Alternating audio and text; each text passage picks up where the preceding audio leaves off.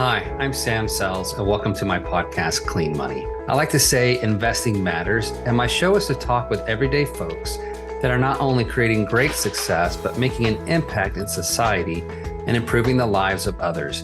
That is my mission, and I want to share my stories and others with you. Welcome to Clean Money. Everyone, I'm Sam Sells, and welcome to another great podcast or episode of Clean Money, where investing matters. My guest today is Jason Lee.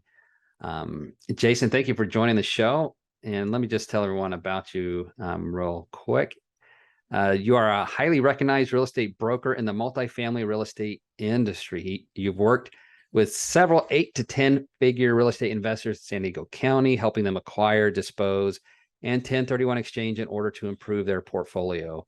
In the last couple of years, Jason has represented over 100 investors and closed over $250 million worth of real estate in San Diego County, which I think that's just one single family house. Is that right? Just kidding. He is well respected by his investors and is currently one of the top producing commercial real estate brokers in San Diego County. His transactions and insights have been shared in the San Diego Business Journal and CoStar. He also currently owns and operates a $40 million portfolio comprising of over 85 units in San Diego County himself. So he can offer advice from a broker standpoint and from an investor point of view. Thank you, Jason, for joining the show. And just one comment, I've worked with a lot of different brokers as we've acquired stuff over the years. When we have a broker who is also an investor, it makes a difference throughout the transaction process, as well as how they view the deal and view their relationship with us versus transactional, long-term, and so forth. So thank you for joining. You want to tell us just a little bit more about yourself and what you're doing, what you're up to now? Yeah, for sure. Appreciate the little intro there. So been in real estate for right around 5 years now. I started when I was actually 21 years old. I turned 26 in about 5 days here. Oh, happy birthday. Yeah, thank you. And I was actually on a path of going down a dark route that I probably would have hated my life in. I was in college to go to medical school, and it was a career that my parents wanted me to go down. It wasn't the path that I wanted to go down, and I didn't know what else to really do. So I thought, why not? I'll go down this path and see what happens. There seems to be, good money in it. But I realized really quickly, not really quickly, but like 2 years into college, I hated every class. I was good at them, but I was pretty miserable. Drink my sorrows away at on the weekends, and I just wanted to change in my life. I wanted to do something I was truly passionate about, and something that would be more entrepreneurial, because I was more business minded. And I noticed that a lot of my friends that I networked with at school, the wealthiest kids, all their parents were in real estate. They either invested in real estate or were active professionals in the industry. So basically that's how I fell into it, because I just saw that there was a lot of opportunity in real estate. I thought it was a really fun industry because things are different, things change every single day. The market right now is in a pretty weird time, so navigating different times and not doing the same thing every day has been fantastic. Yeah, it's one of the things I do enjoy about real estate is the problems are solvable and they're unique. They do repeat over time, similar problems. Every time there's a freeze, I get pipes that break somewhere across our portfolio. But there's a lot of opportunity to use the brain to be creative and to think. And the bigger you get, just the more of a team sport it is. So we interact with a lot of people and we work together and we have similar goals and ambitions, and it's less cutthroat, at least in my experience. It's a lot less cutthroat than some of the other things that I've engaged with. That's really interesting, your choice not to go into medical school. I similarly was aiming for medical school and decided that I really did not want to be a doctor because I just too business minded and did not want to sit in a hospital. And then I became a healthcare administrator and worked in hospitals, but also traveled all over the world, working with others. So tell me, how did you get your first job as a commercial real estate broker? How did that happen? Yeah, that's a great question. So basically, right when I changed my major, out of bio pre-med to the easiest major I could find, which was communications, so I could graduate on time. Just wanted to be done with school. Yeah. Um, at that same time, I joined the real estate society on campus at San Diego State, and the first event I went to actually was like a speed networking event with 20 students and 20 professionals, and didn't know what I was talking about, knew nothing about real estate, but like 8 conversations in, I've met this guy named Brian, who's the owner of a boutique commercial real estate firm here in San Diego. And him and his partner basically took a chance on me and hired me on as an intern at the company. It was really scary though, because there was no base salary, no hourly wage. I didn't have my license yet, so basically I had like less than $500 in my bank account. And the reason why I took the job was because I saw how successful and how much money the older guys were making. So just took a chance on it, got a second job to support myself while I was getting my license and before I do my first deal. And yeah, they taught me the whole industry, taught me how to invest as well, which was even more crucial and a lot more informational in my opinion, because not only were they really great brokers, they were also really smart investors who owned assets all throughout the West Coast. So I just got a really good education from those guys. That's awesome. And uh, good for you to for taking the bull by the horns and jumping into something. It's when you're young, it's a lot easier to do that than it is when you're older.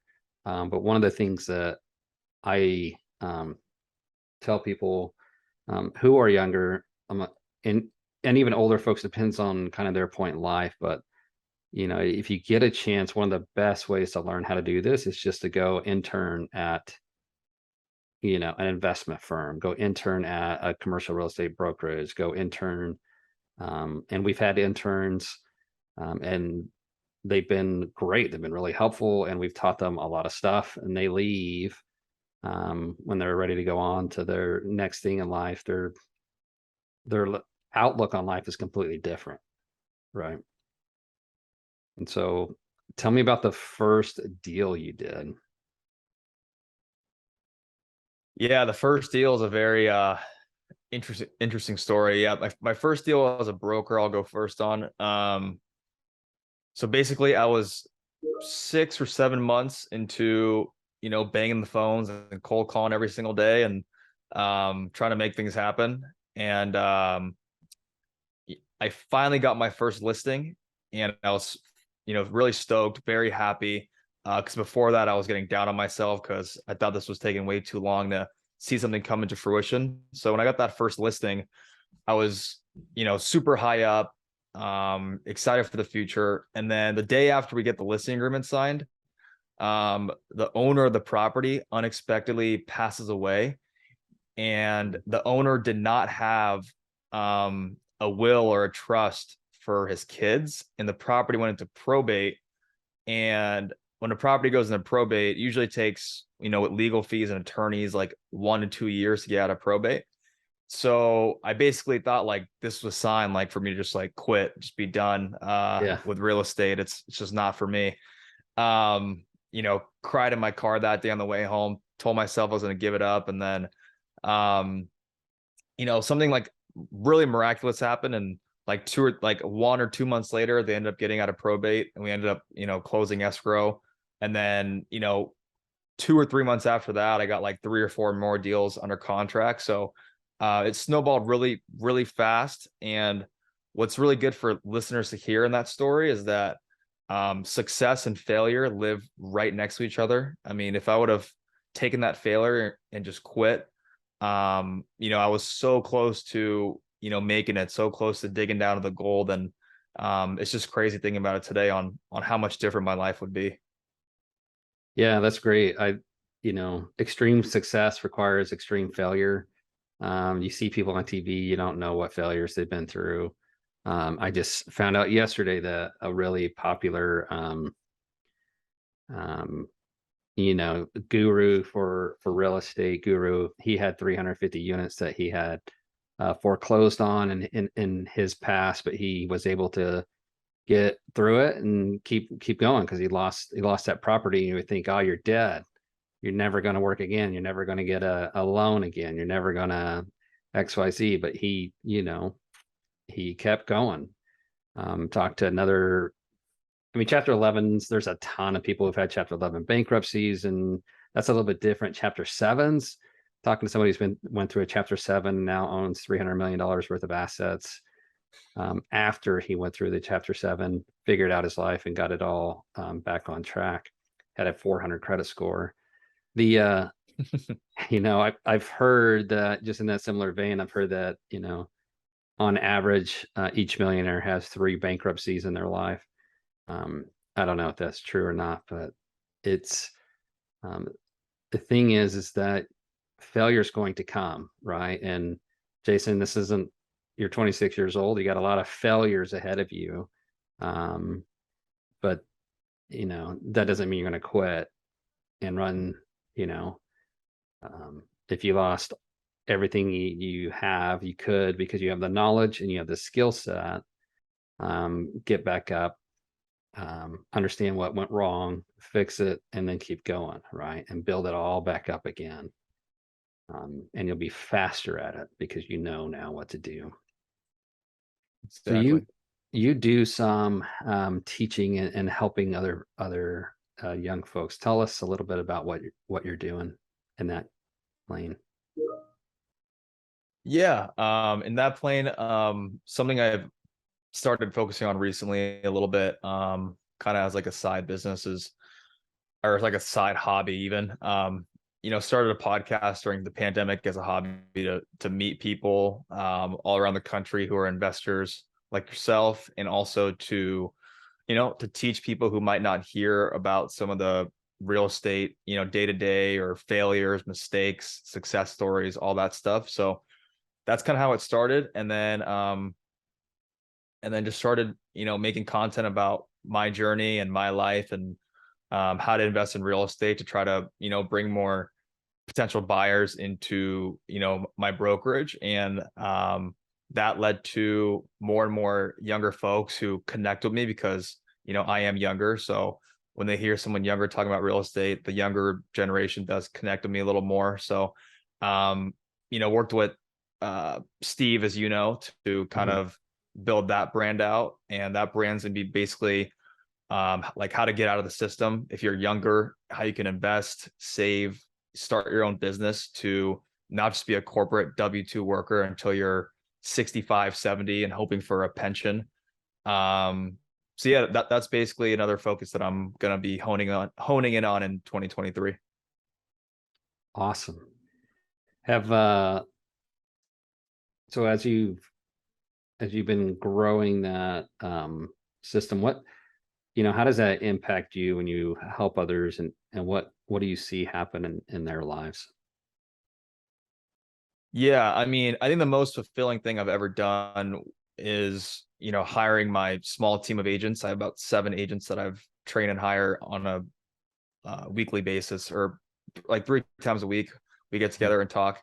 Always there for them if they need help on a deal or a negotiation. I think that's been the most fulfilling thing for me, and that's the reason why I've wanted to help more people now. Seeing them close their first deal, seeing them, kind of change their lives and, get better at the business and really understand what the ins and outs of real estate are, the failures, the ups and downs, and being able to do that on a bigger scale has been really cool, been a lot more fun. And yeah, I'm excited to really dive deeper into that field. Yeah, awesome. Yeah, we success um, sometimes changes people, I think, but what I think happens really is, as we become more successful, Some folks just keep looking in at themselves and trying to hold and grab, and others start trying to share, right? And while you may not be giving money away, you're giving knowledge, and you're helping people develop knowledge. And it's not easy, right? There's no book that's going to tell you everything you need to do in real estate or answer every question.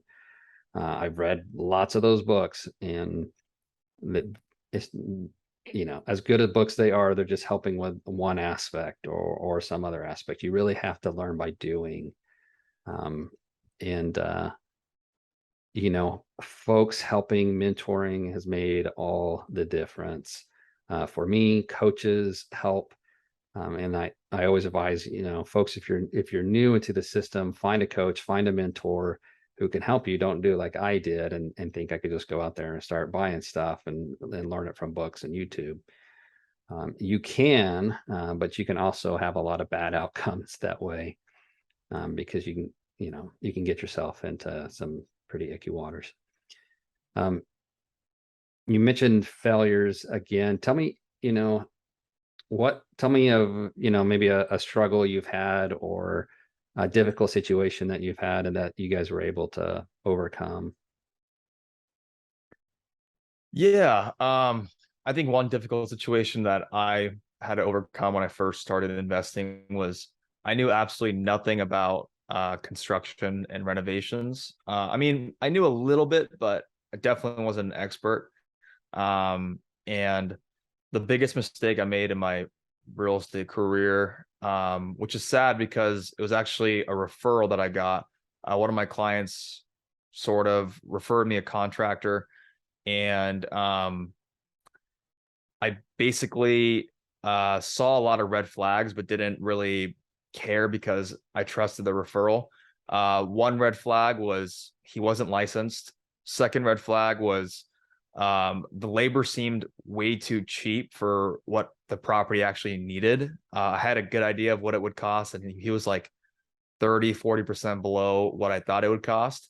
And that, of course, made me want to work with them more because, oh, like this guy's cheap, like I'm going to save so much money. Yeah. Little did I know, young Jason. And then red flag number 3 was as I started working with them, he was never on time. I was always waiting for him at the property for like 30 minutes for him to come by. His crew seemed pretty sketchy. So ton of red flags I didn't take and just run away. And basically when we closed escrow and he started the renovation, the total project was about $160,000 to renovate 4 units here in core San Diego. And we were about $80,000 in. And through lying, through cheating, through telling me that he was doing more than what the property needed, saying that there was plumbing work he did that I couldn't see, that I fell for. He had probably done about $10,000 worth of work, and I paid him almost 6 figures worth of checks. And basically, when that happened, I got someone involved who was like a mentor of mine, and he said, like, this guy's doing nothing. This dude's basically schooling you. And I basically told Jose, the old contractor, that he had to do this and this X amount of work in order to get any more money from me. And he basically like blocked my number, ghosted me on everything, and just fled the scene. Mm-hmm. And he's from Mexico too, so I couldn't really go after him. So it was kind of a tough situation. So that was the biggest mistake, and the biggest lesson I learned is don't hire a contractor with all the red flags that I mentioned earlier in that story. Yeah, it's tough. It's really tough. So we've had contractor, we had a general contractor who died of COVID, and that wrecked the construction timeline on a project. We've had guys come to start doing covered parking and get partway through and then not show up, and we're like, where's all the materials? We just paid you 40 grand for all the metal, and you got some of it here, where's the rest? And oh, I'll be there tomorrow. Oh, I'll be there tomorrow. Oh, I would, my car broke down, my this, my that. And then pretty soon we're just looking at our partners like, you guys ready to cut them? Like, yeah, we just cut them and cut our losses and move on to the next one. Cause, um, you know, they're really hard to prosecute. They're really hard to get after, unless they are licensed. And I mean, this guy was licensed, but even then, it can still be really difficult to get after them, right? And the Hmm. project needs to go on. You're losing money, you're losing revenue. So get the project done, and you can do the legal stuff while you do that. As long as you have good reserves. If you don't have reserves and you lose $80,000 and you didn't budget a contingency, you can be in a real pickle. And it's one of the things that we've learned is, you know, healthy reserves smooths over a lot of the problems that you're undoubtedly going to have at some point. So you know, you saw the red flags. I hear people say sometime, well, you know, why didn't you know that they were going to do that? Or, you know, why didn't um, you stop it earlier? And I'm not saying, yeah, I mean, what would you say to those folks who say stuff like that to you? Yeah, it's a good question. Yeah, so I didn't know much about electrical, plumbing, and foundation costs. So basically, he was telling me he was doing all those big line items, and I believed him. I was just gullible and didn't really check um his work as thorough as I should have. In reality, he did like absolutely nothing. Mm-hmm. Um, so that's kind of how it happened. And he just kept asking for more and more money. He was pestering me like every single day. It was a ridiculous experience. You know, the good thing is that I did cut my losses. I, you know, lost 80K in the rehab, but I bought it for about, you know, 700 grand. The renovation costs, you know, a total of 250, 60 after losing money from him total into the property for like under $1 million after carrying costs. And I sold Mm-hmm. it for almost $1.5 million. So I still did great on the property. And something you can take from that is if you're just starting, like you're going to make mistakes no matter what. So make sure you're buying a good buy. Like make sure you're buying a property that has a lot of upside or has room for you to make mistakes like I did. Because if I would have bought a bad deal, I would have been under and been in the red for sure. So yeah, I'm just really grateful that I bought it at a good price. Yeah, that's great advice. Something so I was investing in real estate back in 2006 and 7, and we made it through the crash okay because our basis was really low. And we went from flipping homes to holding because we could rent them out and still cash flow because again the basis was low. Those who are developing ground up construction. I had a friend who had about $70 million in ground up construction. He went bankrupt because, you know, he couldn't do the construction draws. He couldn't get, he had all this $70 million worth of debt and he couldn't service it because there was no revenue on the property and people were calling notes due. And so he had no choice. Right. And you can be a savvy investor and still get caught in the market turns and the market cycles, and you can still make mistakes. Um, and so uh, you're going to, if you keep doing this, you're going to find, you know, contractors just like this guy who are going to want to try and take advantage of you. And learning that experience, um, that's great. You know, that's a $80,000 mistake, but that's a $80,000 learning experience that you were able to bounce back because you followed a key rule of, you know, having enough cushion that if you screw it up, you still win. Exactly. Exactly. So, and good point about talking to a mentor too that was able to help. 'Cause sometimes, you know, even when I'm doing deals, I'm like, something's wrong here. Like something just doesn't feel right. And so if you go and talk to somebody, you can advocate and say, this is what I'm feeling. What do you think? And he was able to, or she was able to tell you, yeah, there's something wrong and you should go act on it. Right. 100%. Cool. So what's next for you? Are you going to you're still in the brokerage? Any you can keep doing that, you think, for ever? You're gonna keep buying? What are you gonna do? What are you looking at? Yeah, I think my long-term vision is to be less on the client side of things when I'm in the brokerage space, and just be more as like a mentor broker to my agents as I grow the team. Would like to get into other asset classes like industrial, biotech, and retail Mhm. slowly as we move on here. Um, and then yeah, focusing most of my time on actually investing myself, and focusing on that side of the business is probably what I'm going to focus on for the long-term future. Yeah, great. Awesome. So you have 85 units now, right?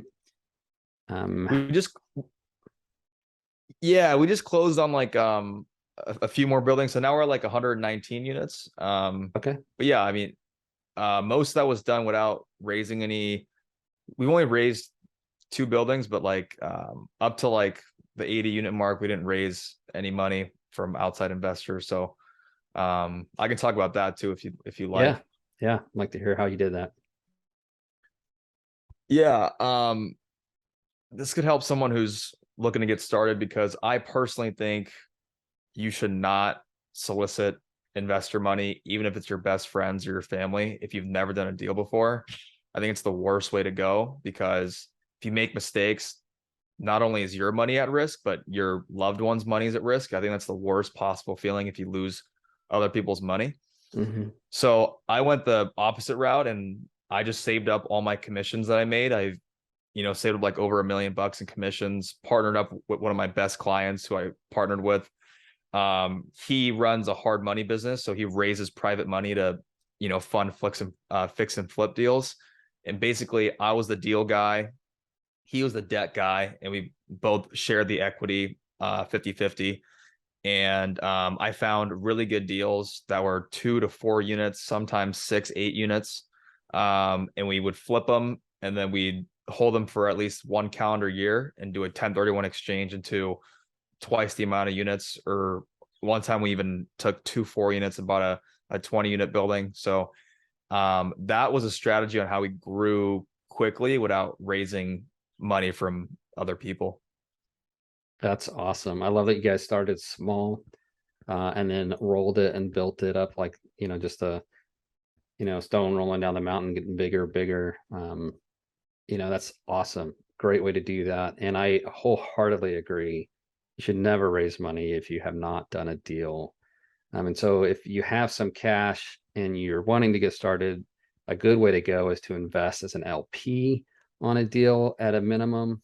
At least learn ropes, and then, maybe do your own deal or find a partner who can help you, who has experience, who can do a deal with you. And then from there, um, do another one. So I'd done single family homes for a long time, and we got into commercial.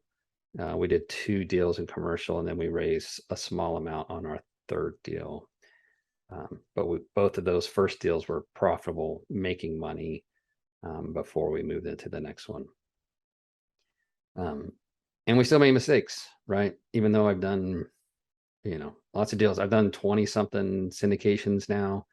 Um, and our mistakes are different. They're smaller. They're still mistakes. Um, it's just the nature of the beast. Um, can people lose all their money in real estate?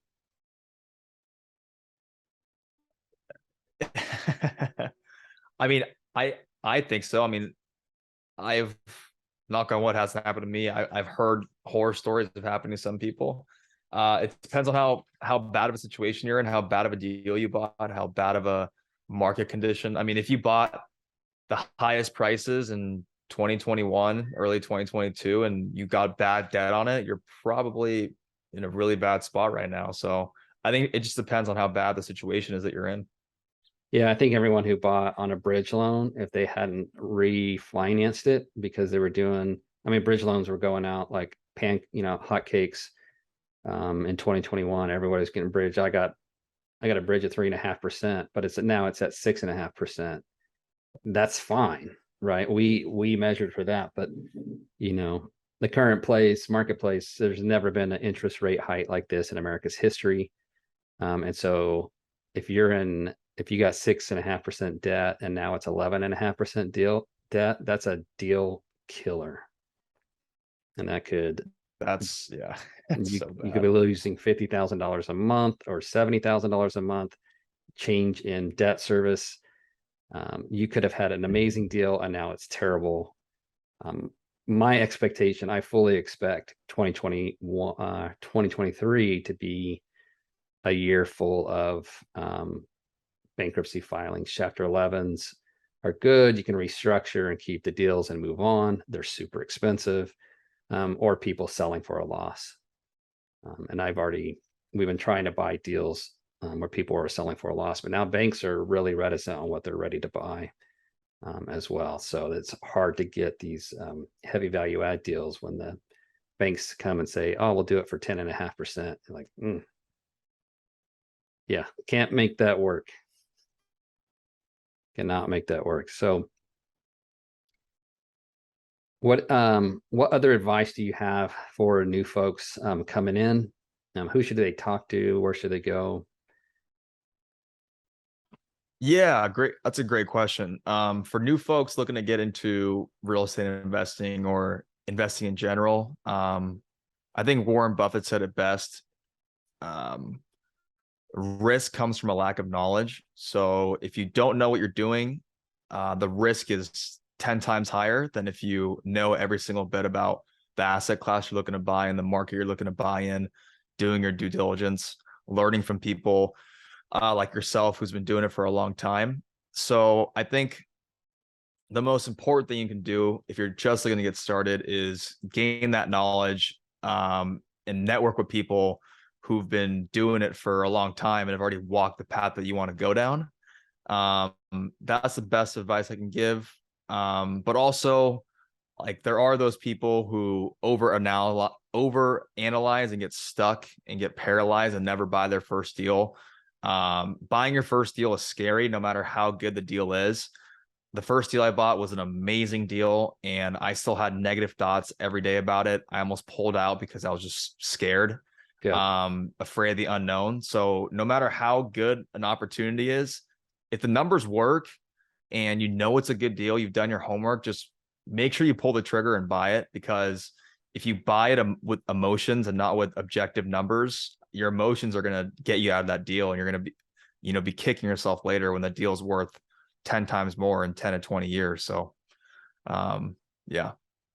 Yeah, we've seen, early on, we had a deal where the partners brand new to investing. So we did a JV, and there was a heavy value add and they freaked out. They just freaked out, like every little thing. Like, we knew this going in. This is the type of asset it is. This is all the work it's going to take. This is all the construction. We talked about this. Here's this numbers, and they freaked out and they wanted out, and so we bought them out at 8%, and the deal was yielding 12% cash on cash to them. So they walked away for less money in their pockets than they would have gotten if they would have stayed in the deal. And we just kept scratching our heads, like, you guys, you're the analysis paralysis, the fear, it just overcame them, and they weren't ready. They just weren't ready. And so when you go in, you have to know that things aren't going to be perfect, but time is your friend on these apartment complexes. The longer you hold them, the more issues get resolved by the market. And as long as you're cash flowing, you're happy as a clam. Just keep it going. Exactly. All right, Jason. Really enjoyed having you on my show. It's so good to talk to a young person who's already found success. I wish you as much success as possible, especially as you continue to help other people develop the knowledge and skill sets to be successful in real estate. Because you can do things wrong. You can go to jail. You can lose all your money. You can lose all your investors' money. And none of us want to be in that spot.